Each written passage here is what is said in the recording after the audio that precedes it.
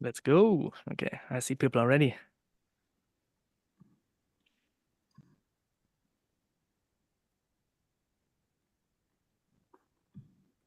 That's good. And we're live. Yay! Welcome to the Field and Foley live panel. My name is Ben, and I have three wonderful guests here that, for the first time in this podcast, are going to introduce themselves. So we're going to start with the wonderful Joanna Fang. Hi, everyone. My name is Joanna.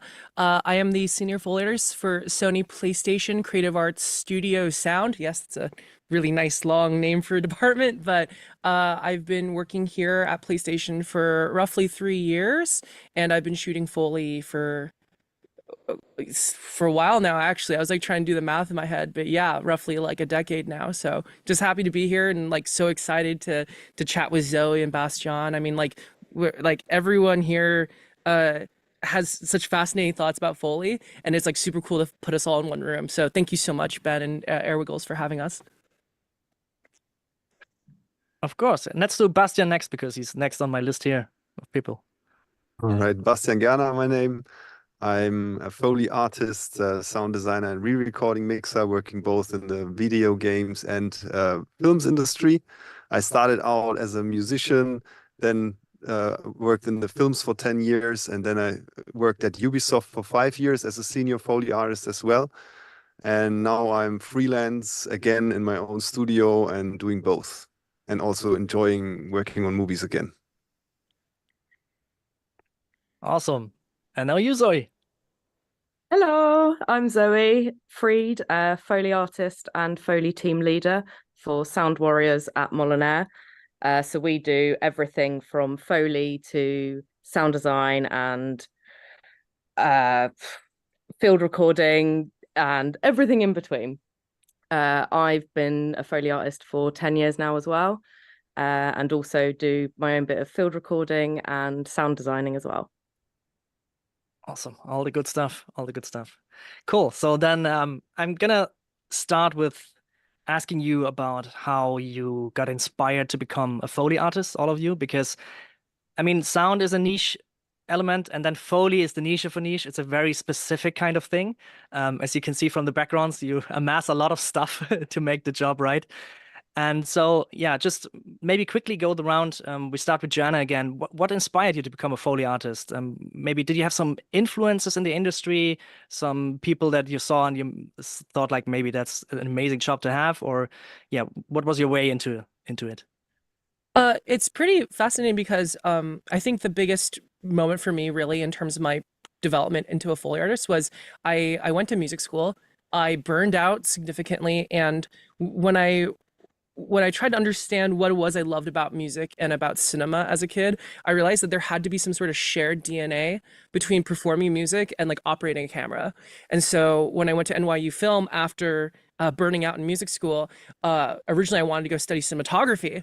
And this awesome guy, David Miller, who is no longer with us, he was a sound designer, and he found out that I could sight read music. So that's the ability to just look at sheet music and sing or play your instrument in pitch, in time with what you see. And you usually have to be able to kind of figure it out as you go. And so he threw me on a Foley stage, and I told him, there's no way I'm going to be good at Foley. It's too rhythmic, it's too sync. And he was like, that's exactly the type of critical thinking that might make you good for it. Because most people see it and they think it's super easy, right? But the truth is, as Bastian and Zoe know, this is like as we all know, it's like super hard skill set to develop. And so yeah, that's kind of how I fell into it. And then luckily after I graduated, I started apprenticing for Leslie Bloom at Alchemy Post Sound, which was one of New York's bigger Foley stages. And yeah, I just grinded it out and worked as an assistant, an apprentice, and then made my way up the chain there. And yeah, and then I'm here. That's my life story, I guess. That is awesome. Okay, going to you, Bastian. How did you first start with the Foley stuff? Kind of similar. After being in the music game for many years, trying to survive as a rapper. I then decided to go into films. I wanted to study at the university, but they wouldn't accept me. And then I found an apprenticeship in Berlin with Basis Berlin. It's a post-production sound facility, and could spend 3 years there. And that's where I learned all about sound editing for movies. And from there, I got another position as an intermediate sound designer in an also Berlin-based new company. And then I worked my way up there from a sound effects editor, dialogue editor, basically catering for TV series, then working on movies, also as a sound effects editor, from time to time stepping in as a re-recording mixer when no one wanted to do the job. I took the blame and the credit. And then there was a new studio being built, and my manager back then said if I would be interested in being a Foley artist. And from that point in time until the studio was finished was like 2 years.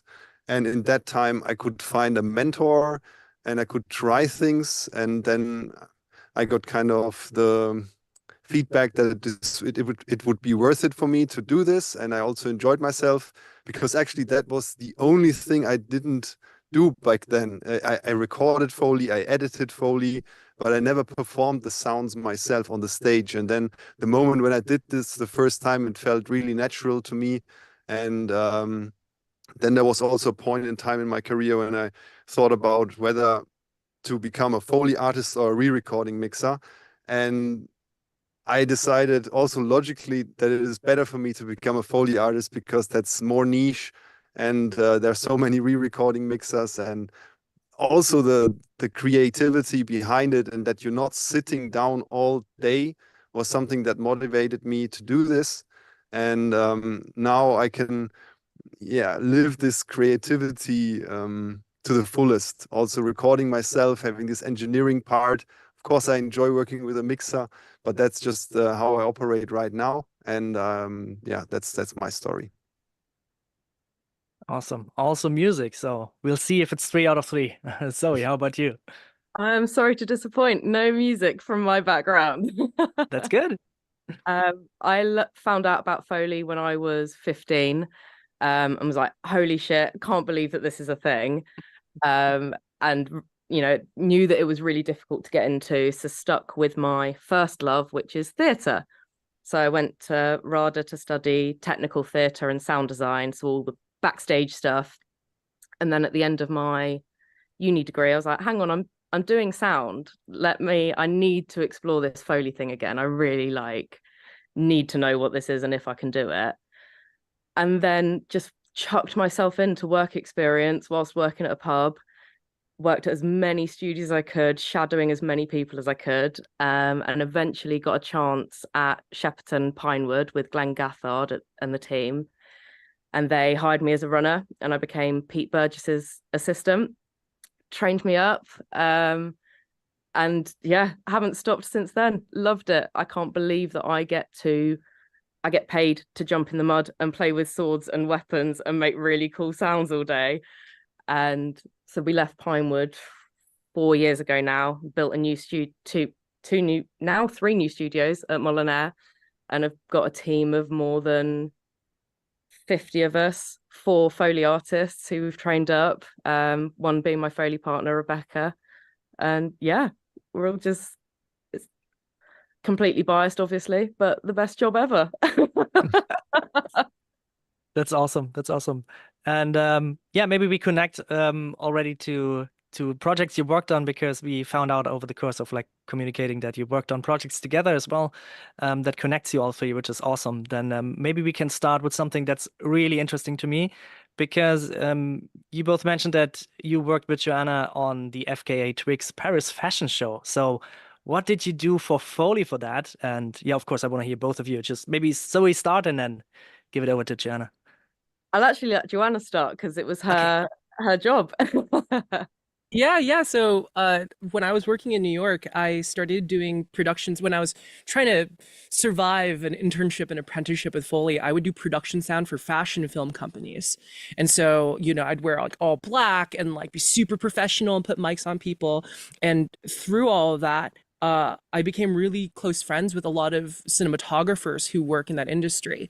One of whom is friends with FKA Twigs and her partner. And so randomly one day, I got a message on Instagram from some random person from a management company being like, "Oh, I represent this musical artist and she wants to talk to you about Foley." And I was just like, "Get out of here. I feel like this is a hoax." So I said, like, "Who are you?" And he was like, "Oh, I'm friends with Jason, your buddy from your fashion film days." I was like, "Oh my gosh, get out of here." So after a bunch of weird emails and texts and everything, uh, I was on the phone with Twigs, and it was wild because we started talking about Foley, and she was just like, we're doing this cool fashion show, and I want to perform with my dancers Foley on stage on the runway."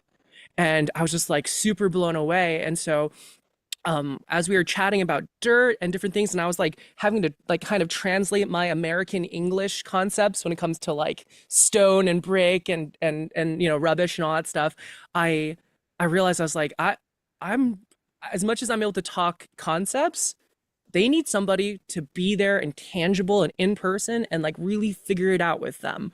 And so we got in touch with her manager, and I was just like, you guys have to bring on the team from Molinaire. You just have to. Zoe and Rebecca are like incredible dynamic duo.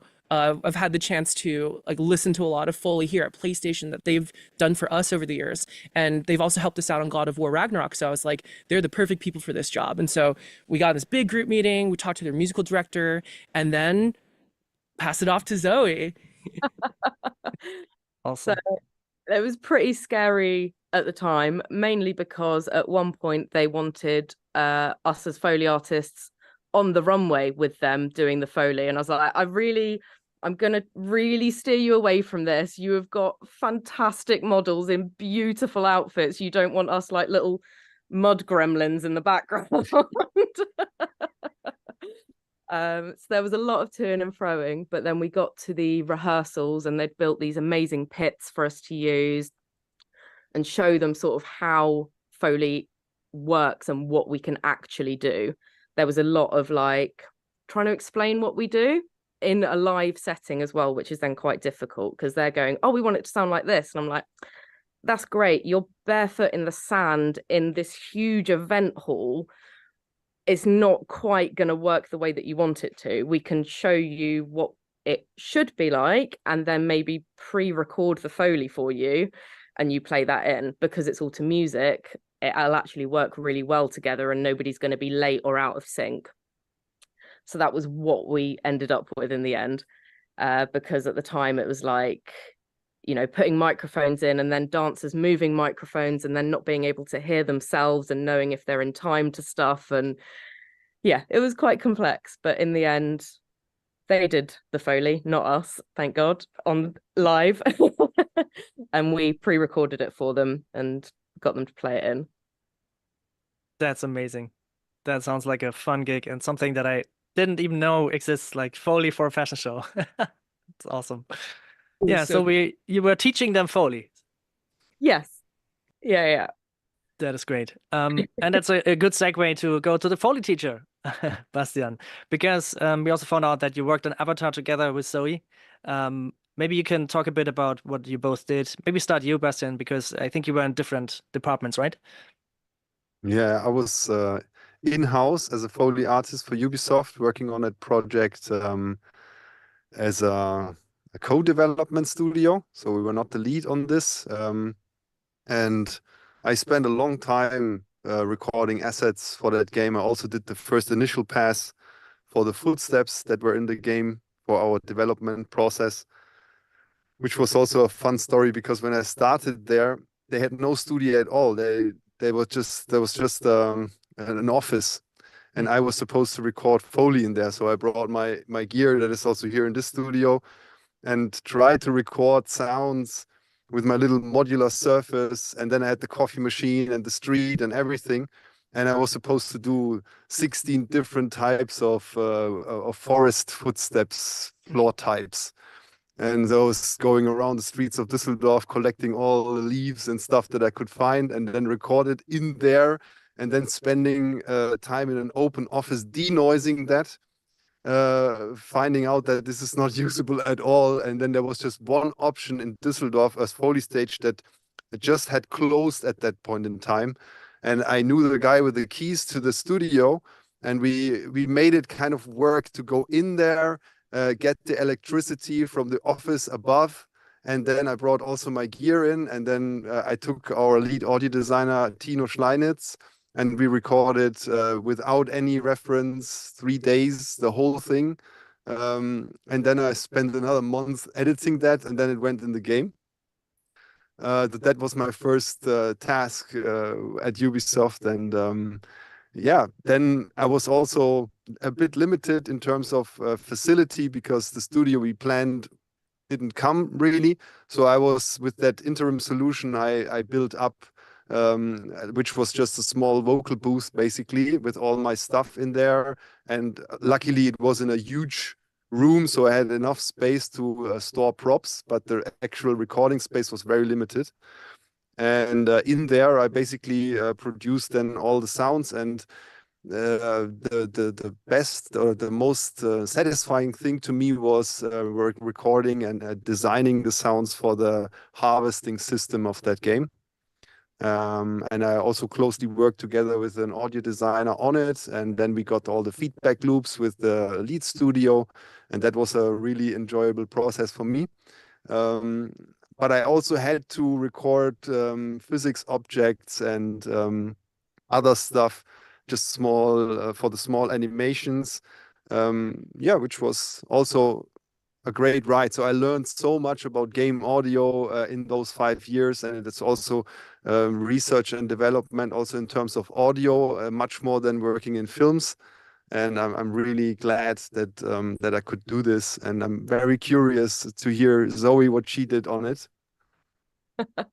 So we did the cinematics on it. So we were lucky enough, so we did the Foley and sound design and full mixing for all of the cinematics. So got to work all really closely together, which was amazing. So we would get sort of small samples of things that we would try and match, so that obviously it's not like gameplay into cinematics. Oh, okay, it's actually completely different surfaces, or the footsteps sound completely different and stuff like that. And take it from, yeah, in-game assets into cinematics, mixed in with sound design from the team. Yeah, we had an amazing time making all of the costumes and running around ships and stuff. And in the forest, we're very lucky in our location where we are in our Foley studios, because we're in the middle of nowhere. So we have got fields and forests all around us. So we just go out every day collecting fresh things, so that it all sounded really like crisp and fresh. Bring it That's all to awesome. Yeah. That's So awesome. how was the process of exporting for the cinematics? I've got no idea on that one. That would be the sound designers and stuff. I would just go, we'd record the Foley. It then goes to our Foley editorial team, who'd edit it all beautifully. And it'll then go, would get also our sound design team to send us their stuff at the same time, so we could hear sort of, oh, okay, there is a massive helicopter right now. We don't need to hear that guy, the same way that we do in films. And then we'd pull it all together at the end, and it'll go into the mix theatre, and they'd mix it all together into, I guess, the specific stems and what has been requested, to then send straight off to Ubisoft. Can I ask one more question? Of course. Yeah, the what you were requested. So was this a big list of characters and areas within the cinematic, or how was this structured so that you could know what to record and in what order? It got delivered in batches, which is like usual for any sort of gameplay stuff. And it would be for us, just whenever a batch arrived, we'd start working on it. But I mean, in the scenes themselves, were there like areas, because maybe the player can even move within the cinematic, so you have to pinpoint the sounds to certain game objects, and how was that communicated with you? Gotcha. We got a spreadsheet. as to exact anything that needed to be individual or anything that could be recorded like we would do in a film. Because they wanted that full sort of filmic experience, but still have the control. So it's like, okay, that thing needs to be on its own. Leave that one. Yeah, I can imagine it was a lot of work then for the rest of the team exporting all that, because I did that for Assassin's Creed Nexus VR. And sometimes it took me way longer to export and name everything correctly than actually record the sounds. Because we've probably done about 20 games as a group of us. Our editors have got they've set up their own MIDI keyboards with shortcuts. So they are like bam, bam, bam, bam, bam in terms of renaming and exporting so that it is all done like as quickly and efficiently as possible, especially amazing, when you're amazing. That's research and development spot on, right? Yeah. Yeah, spreadsheets rule the world everywhere. Just a quick question or a quick info for the viewers. You can ask your questions already in the chat. They will be compiled and we will go through them after a couple of questions that I have still. Yeah, going back to Joanna, another project I'd like to talk about is something very special because I think that's a movie that doesn't come like every year. It is called Hundreds of Beavers. If you haven't seen it yet, I urge you to at least check out the trailer and then you will want to see it. So, Joanna, maybe you can tell me a bit more about working on that movie because it's very special. Maybe shortly explain what it's about, and then yeah. Sure. Yeah. So, Hundreds of Beavers. What an interesting film. You know, it's like on Twitter, I was like, we have like all this amazing stuff, and it's like Hundreds of Beavers has been dominated my mind recently. So basically, what it is that it's an independent film directed by Mike Cheslick. In the past, I've worked with Mike for years, and he has this amazing style of animation and live action. So he likes to do. It's almost like Who Framed Roger Rabbit, right? You have like live action characters, you have animated characters, you have people in like fursuits.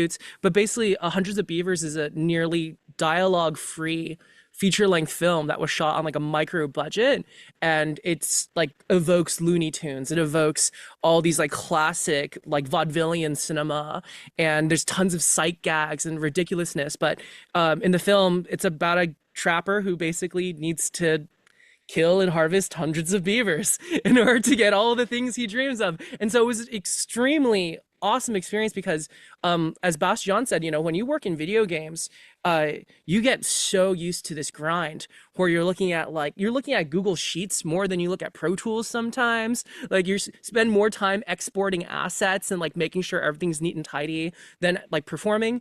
Whereas I come from the world of cinema, and so being able to go back and just do a linear piece like that was like a huge joy. But yeah, because all of the sounds, because there's no dialogue for storytelling, we had to heavily rely on sound design and Foley to do all of the jokes, right? So setting things up to pay things off. If we see that, you know, the main character Gene Kayak is like setting up a huge ridiculous Acme style slingshot, you know, then we need to like be fully aware of what the punchline is and what the joke is. So that way, when we do the Foley for it, you could really feel us setting up your expectations. And that way, when it fails and he puts a carrot through his face, and there's like ridiculous gore, then it pays off, right? And for me, that's like the height of great Foley, is like having that awareness of, you know, where are we in the cinematic? Where are we in the story? Where are we in the game world? Where are we in the film? And being one of the very few people in post-production who gets to see the bigger picture, right? And it's especially obvious for comedies, especially ones that have no dialogue. Yeah. Great time. Loved working on that movie. That's amazing. Maybe connecting to that, do you have any interesting or funny props you used for the Foley in that film? Yeah, so we don't have snow here. Like that's the wild thing. The whole thing was shot in like Minnesota in the freezing cold. That's right on like and like all over, and we don't have snow. And the movie has all these different types of snow. So we like begged the restaurant that's right next door to us at PlayStation. They have this awesome ice machine that produces like perfect little pebbles. I used every cheat that I know for snow, and I researched some new ones. I talked to Gary Hecker over at Sony Pictures about what's his favorite sound for snow, because I think everyone has a different idea what snow sounds like in their heads based on where they're from, right? Yeah. Like, having come through New York, I know what like snow mixed with ash sounds like, because that happens a lot, or frozen trash. So learning all those different ways to do snow and ice and lakes, we ended up using a giant hunk of marble with charcoal on it in order to replicate the squealing sounds you get when you're on top of like a frozen over lake, right? So Nice. it was a lot of fun. And something I really appreciate about Zoe and Bastian is that both of you are all really generous with your information about how you like to do things, because I think everyone does things differently, right? And so when we're stuck in situations where we're not just creating one snow surface, where we have to create 3 or 4 for the sake of the story or for the sake of variety and gameplay, that's when you really need to trust and learn from one another, because that's going to give you all the perspective you need as an artist to be authentic to what the story's demanding you to do, right? So I loved working on it, and that for me, that was the hardest thing, just using sand for snow. You know what I mean? Like that's like a little hecker thing. It was like, you taught me like, step on the starch and then kick some kitty litter with your other foot, and have like some like what do you call it, like a pom pom sitting next to it, so you get the spray and the sprinkle. And I was just like learning those little tips from him, and then trying to make it work when it was appropriate was probably my favorite experience on that film. That's awesome. I just saw the term snowly in the chat, which I really like. I think we should take that as an official term now. Yeah, going to you, Bastian. Any recent props you used that were like funny or like strange or that you really like? Talking about snow, I have this mat that you can lay out for barbecues or like just for picnics, basically, which has a little insulation. I can bring it. 1 second. Awesome. Live demonstration. Very cool. Now we can look at all the props he has in the background. Look at that. Amazing. So Nice. and I just found that, and just using it, I thought, oh, this is a great sound for snow. So I didn't use it maybe once, but this is something I can just mention. In general, this question oftentimes is not a question I like to answer, because everything is kind of individual, and like just a little fork or a tablespoon and a cup, and it has to be right. And this is all exciting. And the weirdest thing I ever did maybe was having we did some sci-fi sounds, and I used those metal plates that you can make thunder with. And then I used another tool. Now I'm missing the English word. I can maybe show it to you as well if you give me 1 second. Of course. All good.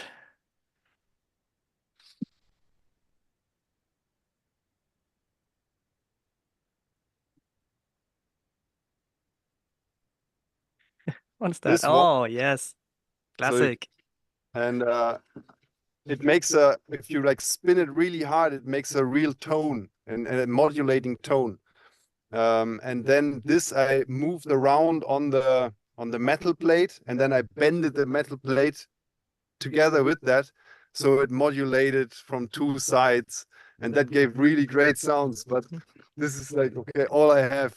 No, that's awesome. I mean, yeah, as you said, it's oftentimes it's like you have this cool thing for the one project, for the next project you have something else. So I'm just asking like in general for something you right now remember, but of course it's like over the years you amass so many things and you change things, so that's totally fine. And maybe Zoe, do you have anything in mind or anything to show? I mean, you have a whole thing in the background as well, but you can also just talk about it. It's fine.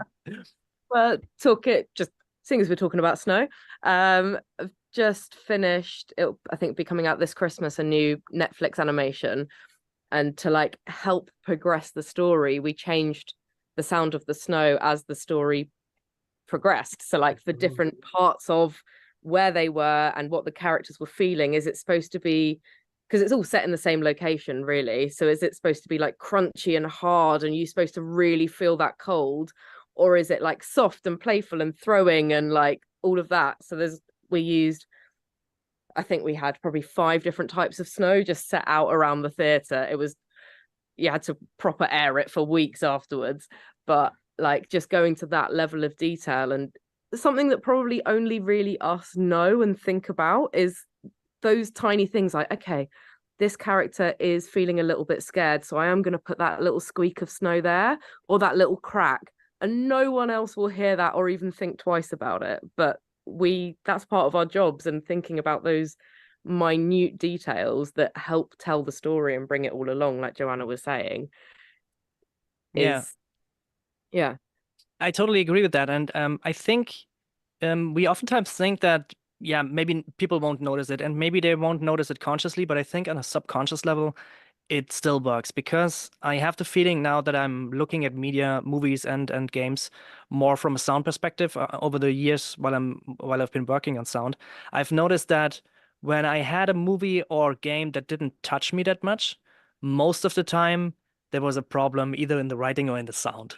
Like if the sound didn't match the emotions, then instantly your mind goes, nah, that's not real, or that doesn't fit, or there's like you won't get sad if everything is comical in the background. It doesn't work. So I think especially these details are very, very important. And yeah, just to round the root off, my current favorite Foley tool is the Foley sword. Which a little funny story about that. When I started for a game with swords, I bought like a real sword, like a medieval thing, not that expensive. And I thought, oh, I'm gonna buy a real sword and make some real sword sounds. And then I got it and I found out it doesn't make sound. It's like not the sound I'm looking for. I need that like old school shing when you pick up the sword. And then I learned about Foley swords, which actually is not a sword at all, but it's a bent piece of metal and it swings a lot, so it sounds a lot like a real sword.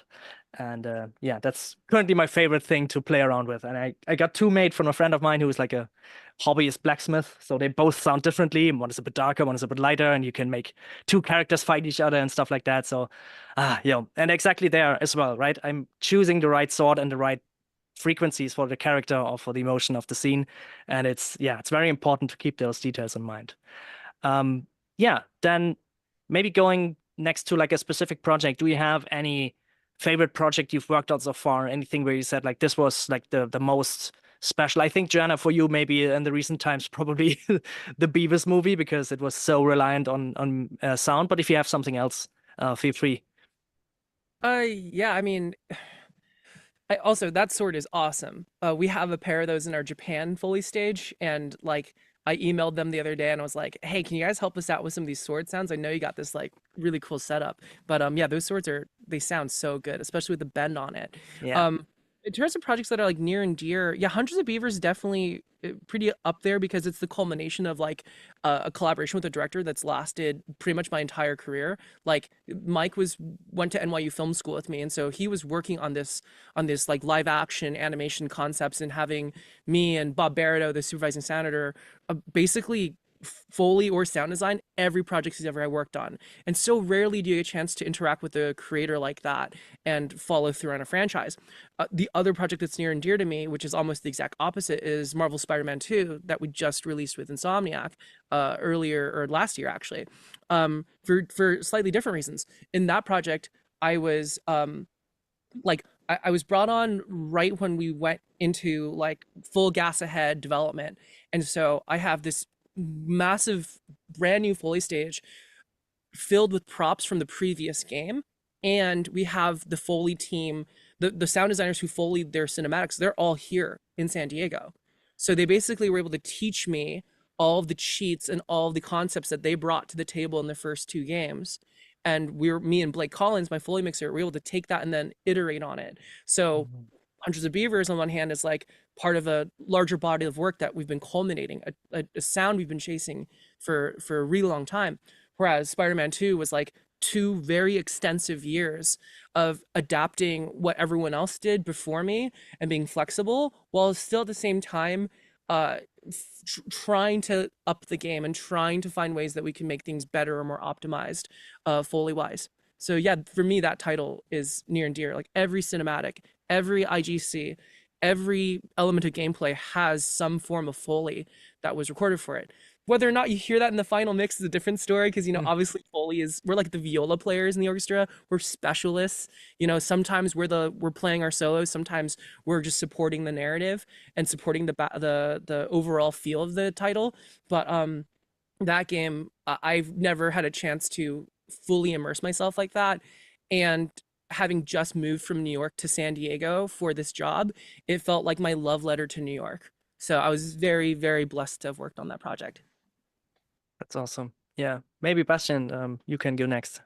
Any cool project you're very proud of? Anything where it's like, this was amazing to work First, I on? want to say that I feel so lucky to be part of this community, because Joanna and Zoe, like the projects you work on, I mean, that's like really outstanding and the top end of what you can do. And I'm so thankful, you know, to be in that chat with you, and also that you share your knowledge, and that we as a community do this, and that we are accessible. And this is just so great, you know. It's amazing. And imagine you are a musician and you can talk to, I don't know, you name it, yeah, to Madonna or whatever.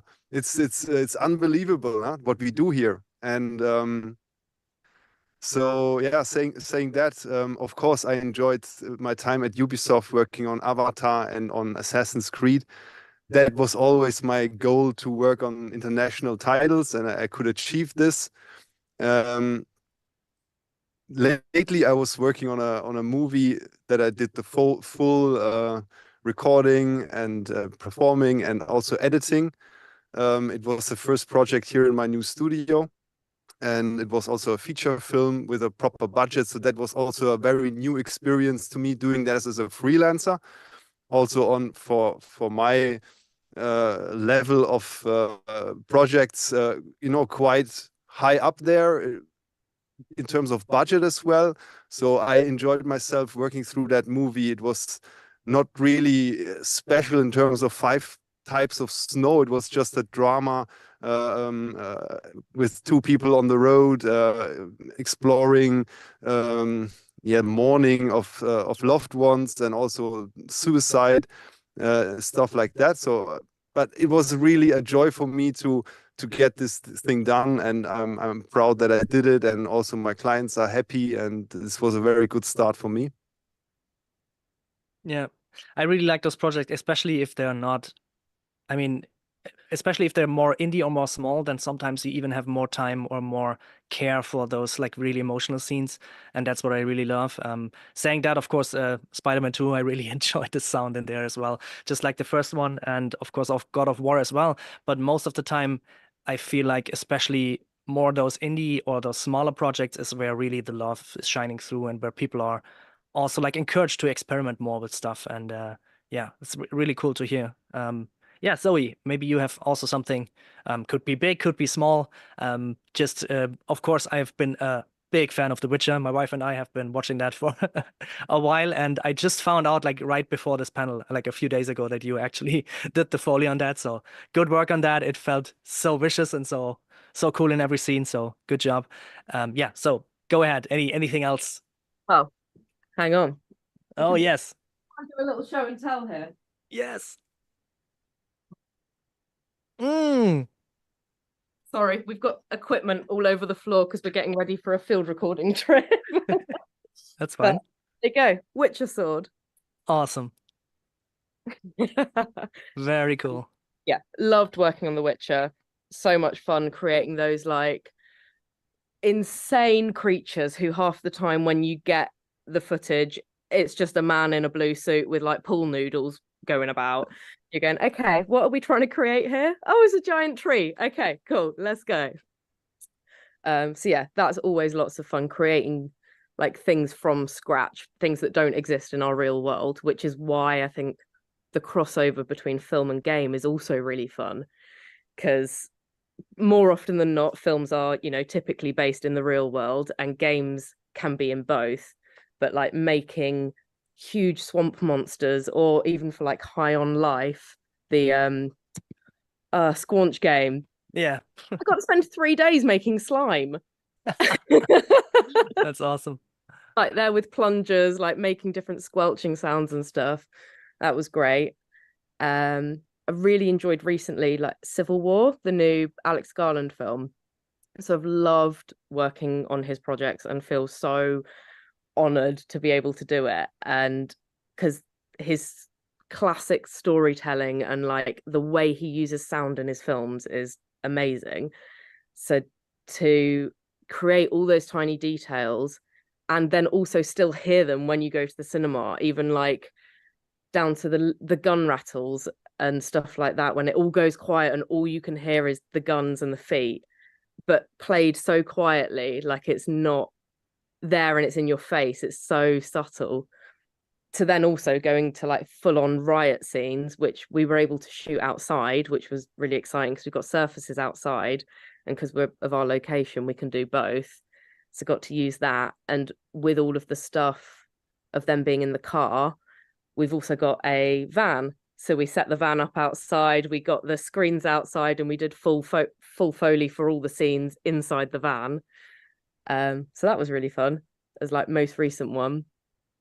And then I guess as I've just jumped over all the field recording equipment, my first field recording job, I'd say, which was for Forza 4, getting to go out to Costa Rica for 2 weeks in the middle of a pandemic, which was actually very, very good for field recording, obviously, because there was no one about. So we were just traipsing through the middle of the jungle with all of our equipment and capturing all the different sounds and locations that we needed to.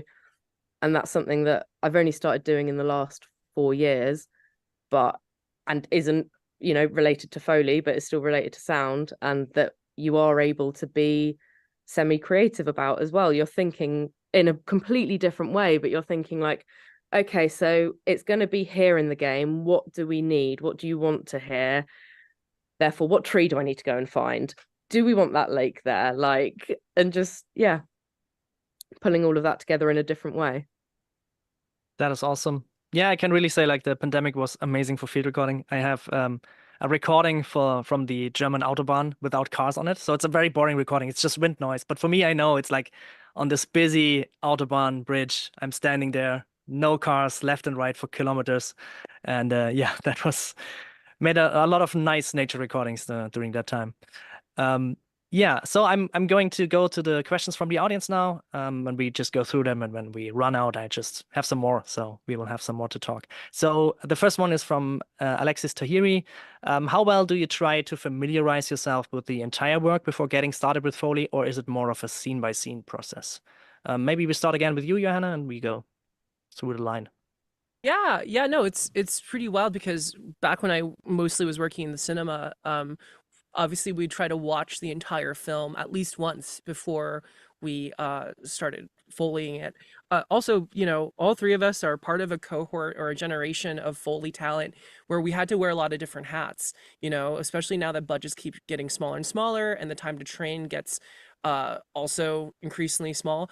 We try to take every opportunity to familiarize yourself with the work before you actually record anything. So I was really lucky coming up because I got to cue pretty much every project that was coming through Alchemy. And that gave me the extra time I needed to really break down the sync of a character's gait or learn story moments.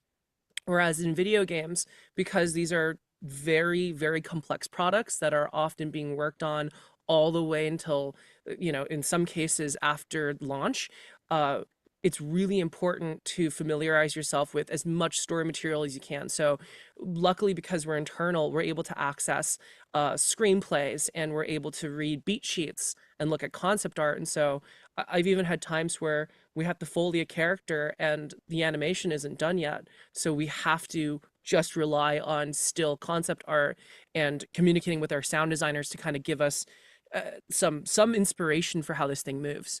Right. And so for me, that's kind of how we familiarize ourselves with the work. We take whatever we can get. And as long as it's story oriented or you have the people you can ask the right questions to, never be afraid to ask those questions, Also, because we're so early in the process, there are often times where music isn't set. And music's a huge part of what sets the vibe in a project. I remember I was talking to Marco Costanzo, who shoots Foley at C5 in Jersey. He was working on Silence of the Lambs. And I asked him that whole film has a totally different vibe without music. And he explained to me that seeing it later in the mix and hearing the music actually finish made him actually question some of his Foley choices. But obviously it worked out in the end and the movie's a huge success. But that's a big part of onboarding. That makes sense. Yeah. Yeah, anyone, anything to add? Feel free. So it's always very different depending on the project and the budget, like Joanna said. So when you're on feature films, we get to watch it entirety before starting. And then you can make sure, okay, we need to get these extra props, or oh, we need to remember that actually that floorboard does need to creak because later on they lift it up and that's the trap door. Whereas if you don't watch it, you don't know and you have to go back and do that stuff. It's a lot harder on TV because the time is so much shorter. Like if you've got a day to do half an hour of TV, you have to sort of watch it whilst you're doing the moves or something for it. You can't sit and watch it and take notes and enjoy it. And then games, much again, like Joanna was saying, it depends on where they are in their timeline as to how much information we can get at the time. So sometimes, it's a grayscale character moving about and here's some rough drawings, or it is beautifully, completely animated and even down to the last strand of hair. Like, it really depends. Nothing to add. Everything Yeah. is said to the topic. Okay, then you can get the next question, Bastian, and it's from Danton Cordell. It's own studio, freelance versus Foley production studio, team of Foley artists. What has been your experiences, advice for starting out, for instance, straight out of film school? Yeah, great question. I have the experience from working in an audio team in a post-production facility, which was great. We all had our own room and could work and meet up and go for lunch and have those chats in between, but being focused in your own room. And then I worked in a big game audio team where we started out in an open office, and I went crazy there because working on headphones, 5-10 people around me was not something I could enjoy. And then having my own Foley room for a couple of years, then being the only person in the entire studio that has that luxury, not even the managing director had that. I went back to normal for that time. And I also enjoyed the collaboration there with all the other departments, animation, as Joanna and Zoe already mentioned. And now working as a freelance one-man show, trying to educate others and also team up with people that I educate, that they can do my editing later on, is a very great experience for me.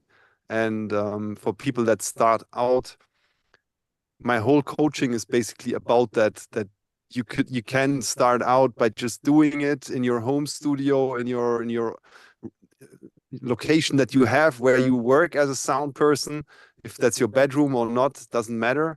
And you use the tools that you have and you get yourself familiar with the craft. So starting walking footsteps, sitting on your couch watching Netflix, or setting up a microphone and record that, or building some modular surfaces with me and installing them in your edit suite in your corner, something like you have maybe, Ben, and do your sounds then there. That is how I would say you can start now. And the community is big and you can ask questions, whether it's in the Foley Artists group on Facebook or you reach out to people directly. And you can also follow me and get in touch with me. And that's how I recommend starting out. Anyone else? I would always try and find an established studio somewhere where you can grow and learn as part of a team if possible. I know that's really difficult in obviously the current environment, both in games and films. Like it's a difficult place at the moment with redundancies and studios closing and stuff like that. But I think as it's clearly been made aware through not just this chat, all of the chats that have been on this week, everyone is willing to share. And especially for something like Foley, it is all about practice. It is muscle memory what we do. You have got to be able to pour a glass of water whilst looking at a screen and not looking at that cup on the table. Like your sync and muscle memory and movement has got to be top notch. So even if, like, my personal background, I don't have a recording background, I don't sit on Pro Tools, I don't edit.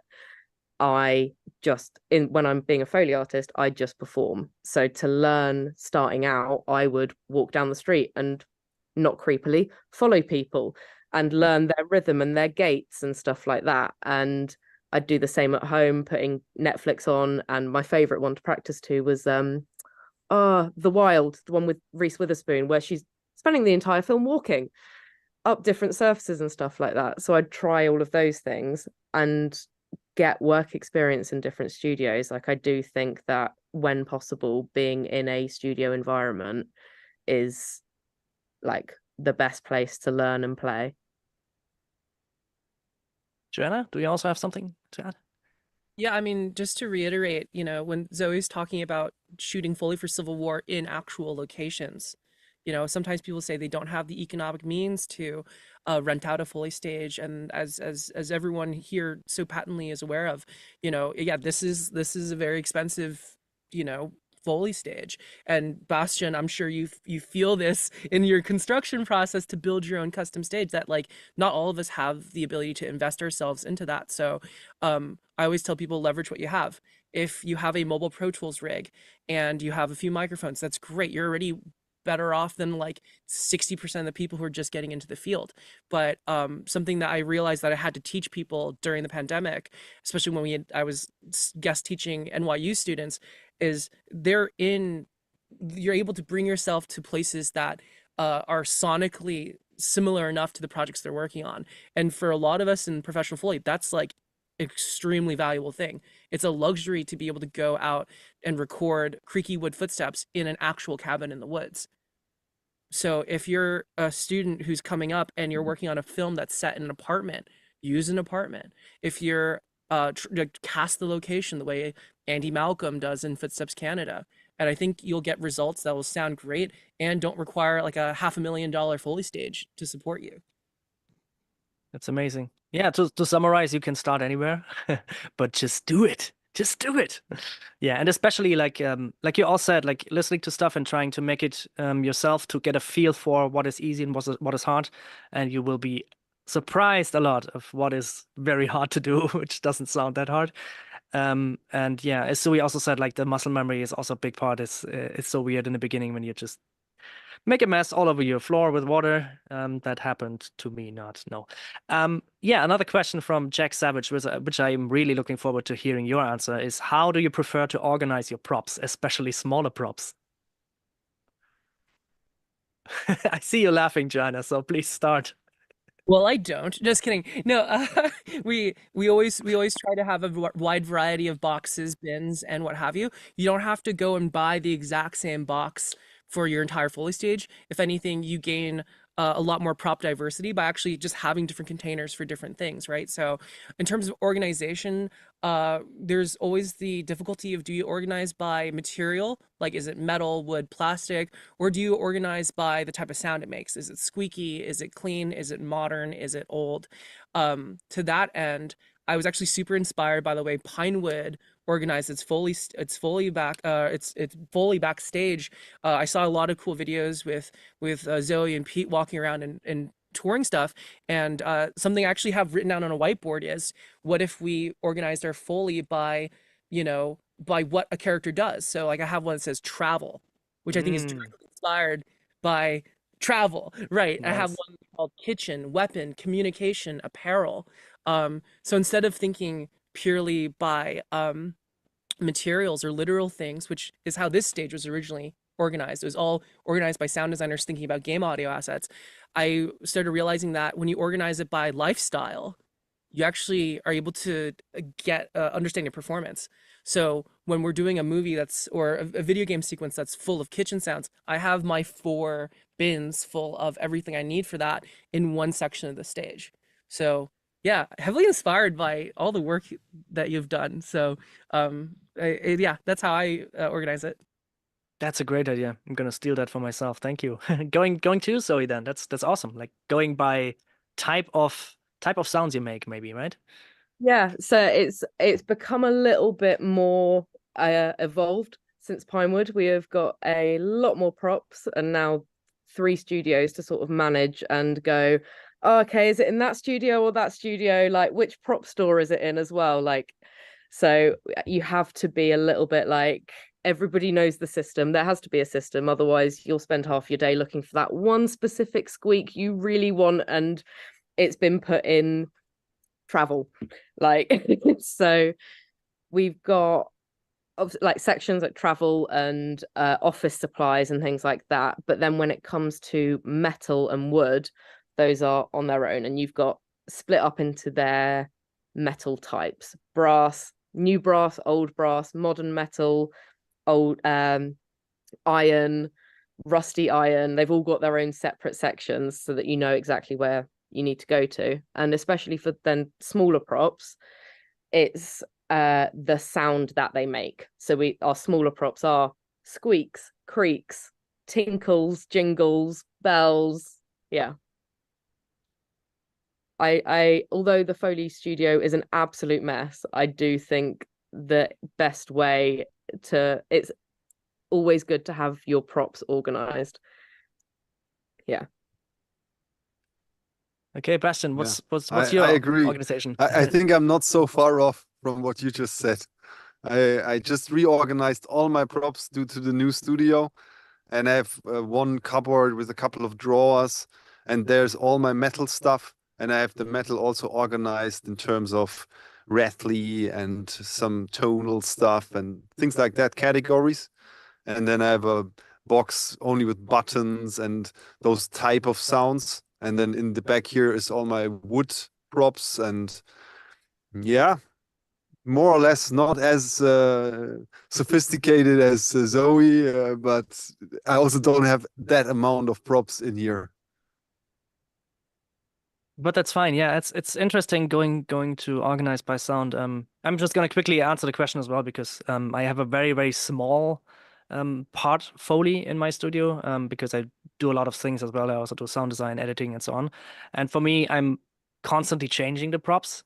So I'm getting rid of all props. I'm getting new props, because I only want to like create new stuff with new Foley props, and I don't have that much, unfortunately, that much like massive project with a lot of Foley. But I also like organize it by the sound they make, just like you said. But what would interest me is there somewhere a vocabulary online or maybe a book of all the sounds and what they mean? Because we have squanches, we have squelches, we have squeaks, we have what jingles, jangles, what do you have? So that's always something that interests me. Where do you get your wording for sounds? Is it something that just develops and then someone says, "Oh yeah, I also know that as well"? Or do you sometimes hear a word just like I do, and I'm going like, "What kind of sound is that?" And then I have to Google to hear the sound that it's making. Oh, I think that was like, it's something that everybody, and it's why sound is so cool and difficult sometimes. It's so subjective. If I say squelch, that could mean a mud squelch, but it could also mean a gore squelch, which are two very different kinds of squelches. So I think as long as if you're working in a team, you're all on the same page as to what that specific jingle is, like, then you're okay. And then you can learn, if a client comes to you and goes, "Oh, I want it to be jingly," go, "Great, have you got any reference, or like, what is that to you?" Or give it a go and see what happens. Yeah, on that note, we're also all English speaking here, right? And so a lot of the onomatopoeia, a lot of that stuff is relatable. We're all the romantic languages. When I collaborate with Japan or with folks in Taiwan or China, the range or even the concept of certain sounds is a completely different paradigm. And so when I was trying to describe sword sounds to my colleagues, I actually went and Googled like what are some classic Japanese onomatopoeia sounds. And I was just like, whoa, how do I describe fashing to somebody who does not speak English in a way that lets me use that as musical expression? So as much as there's universality, we all collaborate internationally, and I'm sure that plays a huge role in it too. Yeah. That's a And we good have point, the yeah. universal category system now. Yeah, of course we have that at least. But it's I'm glad that I'm not the only one that's like, okay, how do I communicate this? But I think Zoe, that what you said, that's something that I also do. Is like, oh yeah, but what do you mean? Do you have like a reference? I think especially for references, especially if you have like what is an impact and what is a screech, or sometimes you have those sounds that could be both or that have elements of both. And lots of the times I usually try to immediately start with a sound that either I have in my library, so we can talk about the real, like this, how does it sound? And then usually I get, oh yeah, just like that, or no, I mean something else, something like this. But yeah, probably we won't have ever some kind of vocabulary. It's just gonna be feeling. But that's all right. That's what I love for sound as well. Yeah, another question, and we only have like 5 minutes left, so I'm gonna choose one by random. Okay, yeah. What do you think is the main difference in Foley work between films and games? Go, Bastian. The main difference is that you're not linear and you have to think very differently in terms of how you record and perform your sound. Because in linear, I can create focus. I have to do this. You know, five people walking in a house, and we shoot from different angles and jump from one room to the next. If I do every character full on, this will be a mess, and you have to edit for hours, and it's a mess on the mixing stage, and no one will like it. So we have to perform this already into your Foley. Whereas in a game, a cinematic, you cannot do this because the player can move around and the perspective changes. So that was a big difference for me. The first thing I had to learn was to not use my high cut. You know, I delivered all the sounds to Malmö, and they said, yeah, they're great, but we're lacking the high end. And I was saying, nah, it's all good. It has to be like that. No, it doesn't. That's a big difference. That's good. Okay, I'm gonna jump to the next question so we get through some more. Jana, for you, what is a prop or technique that you've seen at another studio that you loved so much you had to get one or try it yourself, from Chris Kirk? Oh God, it's such a good question. I try to think of, um, I try to keep a very open mind. I think a lot of times, especially if you're like me or like an American Foley artist who's come up through let's say like the Hollywood scene or even the New York scene, you get trained a lot of the right way to do things and the wrong way to do things. Coming into video games so refreshing because everyone here has a totally different take as to what cinematic sound design and cinematic Foley actually means. And so for me, the biggest thing that I was able to learn and to take from others was not to take, but to borrow, like truly, genuinely, was on God of War 3, all those years ago. Our team started collecting sword blanks and creating all these cool tones out of them. And so, on one hand, it was hard for me to listen to it and be like, how are we going to use this? It's just like a ping.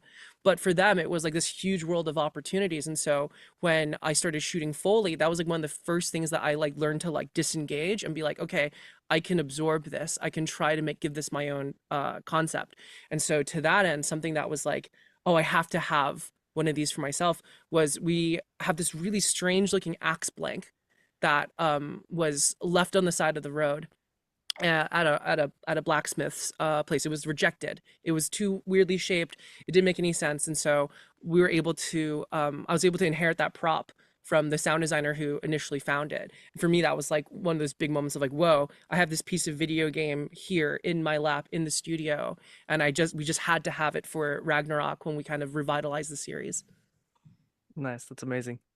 Okay, one last question for Zoe, and then we're going to close it. What is your process when you don't immediately know how to create a sound? From Andrew Scott.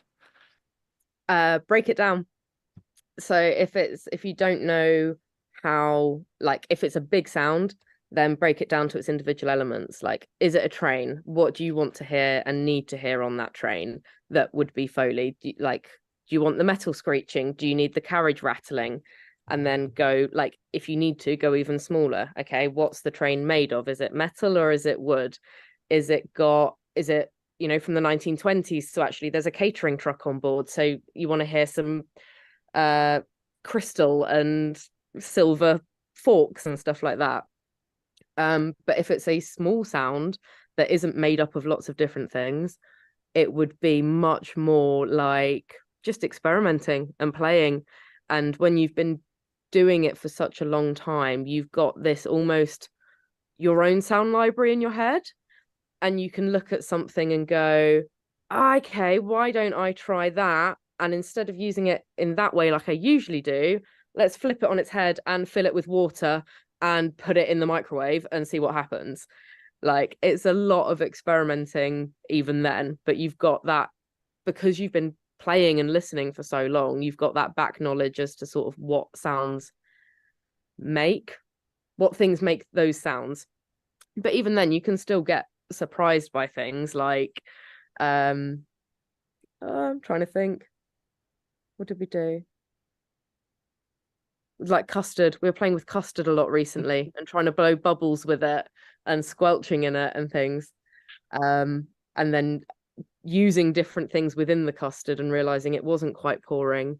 Oh, the best one I've just remembered, sorry, I'm also looking at the clock, was we were making magic sounds for a game, and we were trying to do like different fizzes and bubbles, and I had loads of different metal cups around me, from like huge goblets to tiny sort of almost thimbles. And we were just trying to pour different things into them, like sand and cat litter and different granules and sugar and coffee. And then I had my own drink, which was a can of Sprite next to me. And I just, when you can just hear something behind you, and I could hear it sort of ticking, like, hang on. So I poured that slowly into one of the metal cups, and it all started going off, and then sprinkled cat litter into it really slowly. And it just started fizzing and bubbling in this way that's like, you suddenly feel like you're in science class in year 9, but I can actually just do this on the floor in the studio. Yeah, we're all mad scientists. Absolutely. A lot of experimenting. Yeah, that's great. So yeah, unfortunately, our time has come to an end. I could talk for hours about this. So thank you very much to all you three for taking your time and answering all those questions. And yeah, if you guys out there and people out there want to hear more about sound stuff, of course, follow all those beautiful people here on the socials, and also check out the podcast Field and Foley. Bastian already was a guest, and we had like a full hour to talk about all things Foley and a lot of other questions. And I hope to get you to also on the podcast soon to talk more about specific Foley. That would be cool. Yeah, thank you so much, and have an amazing night. Thank you. Thank you. Thank you.